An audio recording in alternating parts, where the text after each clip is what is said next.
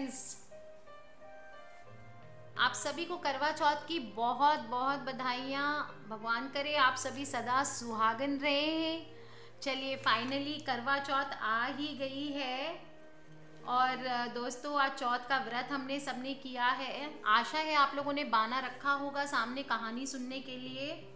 फिर से रिपीट कर देती हूँ कि कैसे सुननी है। एक पाटा पर जल का लोटा, बाना निकालने के लिए माटी के करवा में गेहूं, ऊपर ढक्कन, चीनी, रुपया, रोली, चावल, गुड़। एक अलग गिलास में गेहूं रख लें और लोटा और करवा में सथिया करके, सथिया मतलब स्वास्तिक का चिन्ह बना के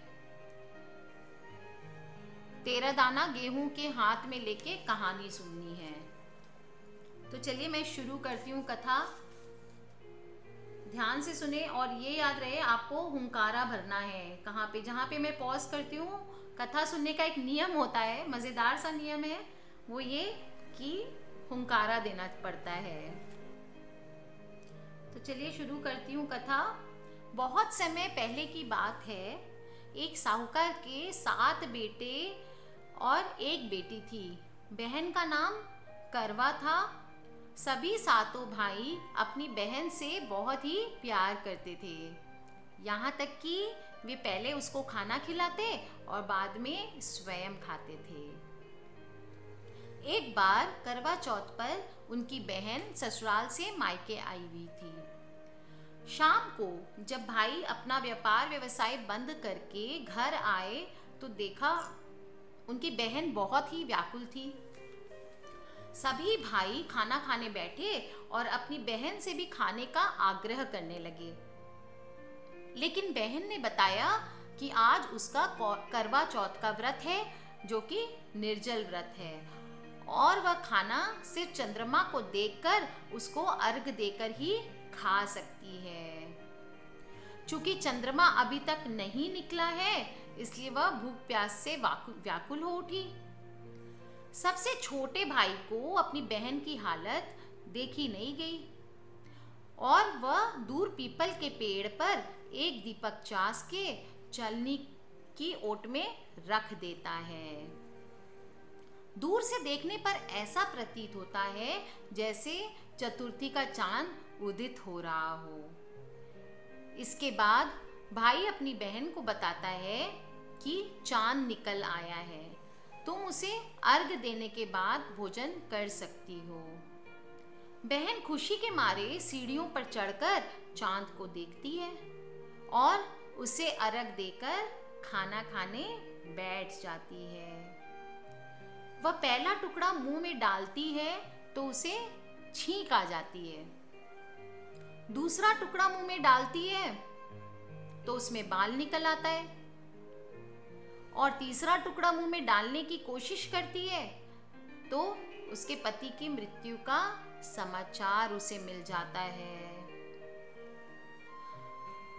वह बौखला जाती है और रोती रोती भाभीयों के पास दौड़ पड़ती है।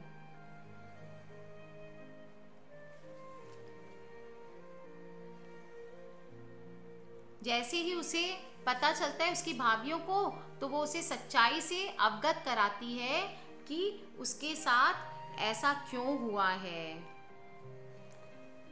करवा चौथ का व्रत गलत तरीके से करने के कारण, बीच में तोड़ देने के कारण देवता उससे नाराज हो जाते हैं और इसी वजह से ऐसा होता है। जब उसकी माँ उसे कुलचा देने की ट्राई करती है, 3 बार बुच्चा खोलती है, तीनों बार सफेद साड़ी ही निकल के आती है। तब उनकी माँ उनको सफेद कपड़े ही पहना के ससुराल भेज देती है। उनकी माँ उनको एक सोने का टक्का देती है और कहती है कि इसको पल्ले से बांध लो और रास्ते में कोई भी मिले उसके पैर छूती जाना। जो तुम्हें सुहाग की आशीष दे उसे तुम ये सोने का टक्का दे देना, और गांठ लगा लिया। करवा फिर रास्ते में जितनी औरतें आती सबको पैर छूते जाती, पर सब कोई उसे सुखी रहो, भाइयों का सुख देखो ऐसा आशीष ही देती गई। किसी ने भी उसे सुहाग की आशीष नहीं दी। जब वह ससुराल पहुंची तो दरवाजे पर छोटी ननद खड़ी थी। उसके वह पगा लगी तो उसने बोला कि सील हो सपूती हो, 7 पूत की माँ हो और मेरे भाई का सुख देख। सोने का टक्का ननद को देकर उसने पल्ले के गांठ बांध ली। भीतर गई तो सासू माँ ने पीड़ा नहीं डाला। बोली कि ऊपर मरा पड़ा है तेरा पति, जाकर बैठ जा।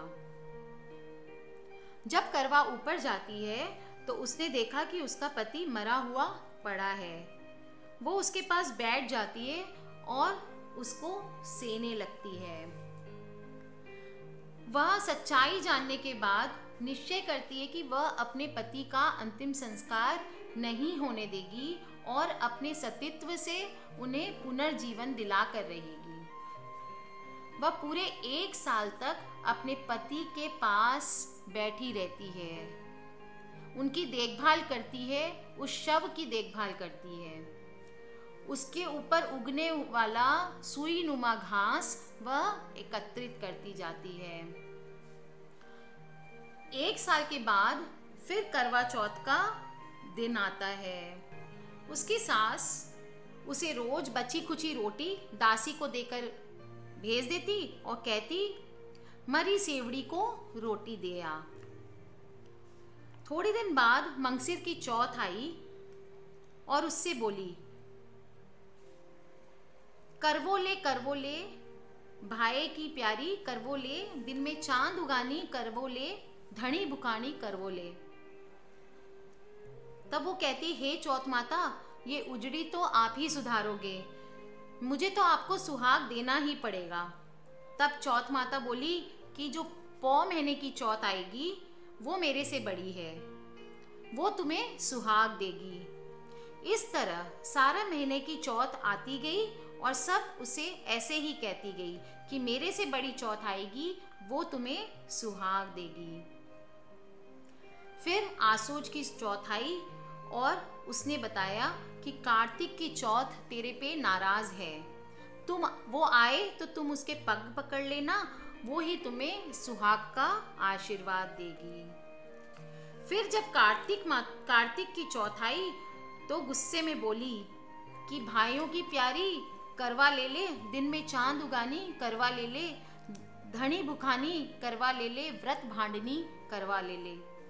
तब साहूकार की बेटी उसका पग पकड़ लेती है और रोने लगती है और कहती है कि हे चौथ माता, मेरा सुहाग तो आपके हाथ में है, आपको देना पड़ेगा।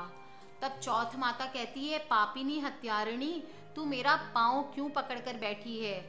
वो करवा कहती है कि मेरी बिगड़ी अब आप ही को सुधारनी पड़ेगी, मुझे सुहाग देना पड़ेगा। चौथ माता उसकी इस हालत पर दया तरस खा जाती है और अपनी आँखों में से काजल निकालती है, नाखूनों में से मेहंदी निकालती है, अपनी टीके में से रोली निकालकर और छोटी अंगुली, जो चिटकी अंगुली है, उससे छांटा देती है। जैसे ही छांटा देती है उसका पति उठकर बैठ जाता है और कहते हैं, बहुत सोया। तब करवा कहती है कि क्या सोए, मुझे तो 12 महीने हो गए आपकी सेवा करते करते, ये तो चौथ माता ने सुहाग दे दिया। तब उसके पति कहते हैं कि हे चौथ माता, हम आपका मिलकर उत्सव करेंगे। तब दोनों जन मिलकर चौथ माता की कहानी सुनते हैं, करवा में नचते हैं, चूरमा बनाते हैं और फिर दोनों जिम कर चौपड़ पासा खेलने लग जाते हैं। नीचे से सास रोज की भांति दासी के हाथ रोटी भेजती है। दासी जब चौपड़ का पासा खेलते हुए दोनों को देखती है तो सासू से आकर कहती है कि वो दोनों पति पत्नी तो चौपड़ पासा खेल रहे हैं। सास ऊपर जाकर देखती है तो बहुत खुश होती है और पूछती है कि ये सब कैसे हो गया। तब बहू कहती है कि मुझसे तो चौथ माता नाराज थी, उन्होंने ही मुझे सुहाग दिया है, और सासू के पगा लगती है। सास उसे सुहाग की बहुत आशीष देती है और सारी नगरी में हल्ला फैला दिया जाता है कि जो भी पुरुष की पत्नी, बेटे की माँ, सब कोई चौथ का व्रत करे, 13 चौथ करे। हे चौथ माता, जैसे साहूकार की बेटी को सुहाग दिया वैसा सबको देना, जो कह रहे हैं उनको भी, जो सुन रहे हैं उनको भी, जो हुंकारा भर रहे हैं उनको भी, अपने सारे परिवार को देना।